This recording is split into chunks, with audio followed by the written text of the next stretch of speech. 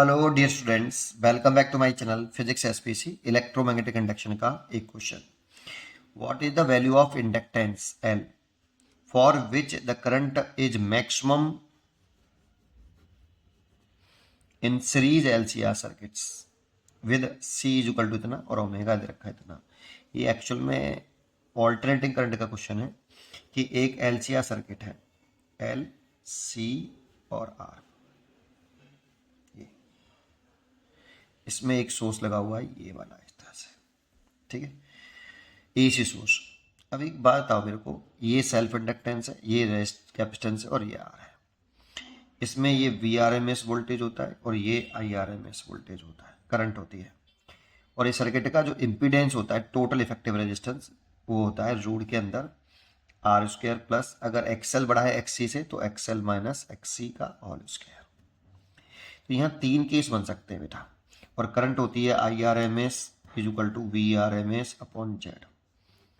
हमें करंट की कैसी वैल्यू चाहिए? Maximum. Current is a maximum in series LCR circuit. तो करंट मैक्सिमम होने के लिए जेड कैसा होना चाहिए बेटा? मिनिमम। अगर जेड मिनिमम होगा तो करंट मैक्सिमम होगा। अब जेड की मिनिमम वैल्यू के लिए क्या करना पड़ेगा? तो तीन सिचुएशन हो सकती हैं जेड की। जेड अगर आर से बड़ा है, सॉरी, एक्सएल बड़ा है एक्ससी से। अगर इंडक्टिव रिएक्टेंस कैपेसिटिव रिएक्टेंस से, इसका एक्सएल ओम और इसका एक्ससी ओम।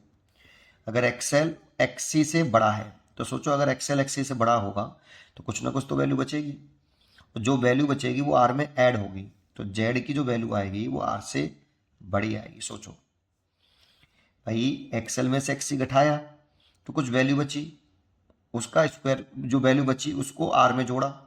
जब आर में जोड़ा तो जेड की वैल्यू तो आर से बड़ी आएगी। और एक केस हो सकता है एक्सएल लेस देन एक्ससी वाला। इस वाले केस में जेड कैसा आएगा सोच के बताओ? ग्रेटर देन आर या लेस देन आर या इक्वल टू आर। तो अभी भी एक्ससी अगर एक्सएल से बड़ा है तो नेगेटिव में दिखाई दे रहा है, लेकिन उसका स्क्वायर होकर पॉजिटिव हो जाएगा और वो वैल्यू अभी भी आर में ऐड ही होगी, और ऐड होगी तो जेड आर से फिर बड़ा आएगा। लेकिन अगर हम एक्सएल बराबर एक्ससी ले, ये वाली कंडीशन लें, तो उस वाले केस में जेड आर के बराबर आएगा। तो इन तीनों केसों में देखो कि जेड की सबसे छोटी वैल्यू यही है, तो ये जेड की मिनिमम वैल्यू है।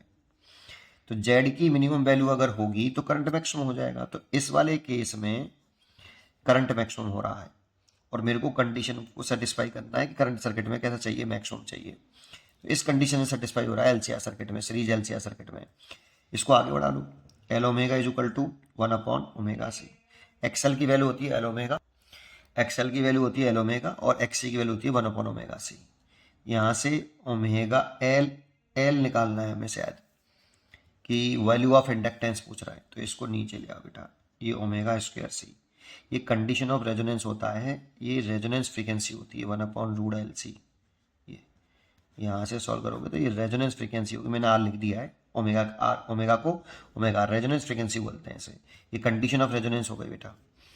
तो यहाँ से एल पूछ रहा है तो वैल्यू पुट कर दो। ओमेगा की वैल्यू कितनी है? 100,000 सॉरी, तो 1000 इंटू 1000, ठीक है। और सी की वैल्यू है 10 माइक्रोफेड, तो 10 और माइक्रोफेड में 10 की पावर -6। तो 1 2 3 4 5 6 ये कट गए, तो 1/10 दैट मीन्स 0.1 हेनरी आया। लेकिन वो मिली हेनरी में दे रखा है, एक हेनरी में 1000 मिली हेनरी होंगे, ठीक है। तो आप 1000 का मल्टीप्लाई कर दो बेटा इसमें, तो मिली हेनरी में आ जाएगा। तो 100 मिली हेनरी हो गए बेटा आपके, तो 100 मिली हेनरी। अच्छा, ये जो लिख रहे हैं ना, can not be calculated unless R is unknown, तो बेटा आर की तो जरूरत ही नहीं है इसमें। देखो, जो रेजोनेंट फ्रीक्वेंसी होती है वो इंडिपेंडेंट होती है लीनियर रेजिस्टेंस से, ठीक है। तो आर की जरूरत ही नहीं है, इसलिए ये चॉइस तो 100% गलत हो गई। पढ़ते रहिए और खुश रहिए।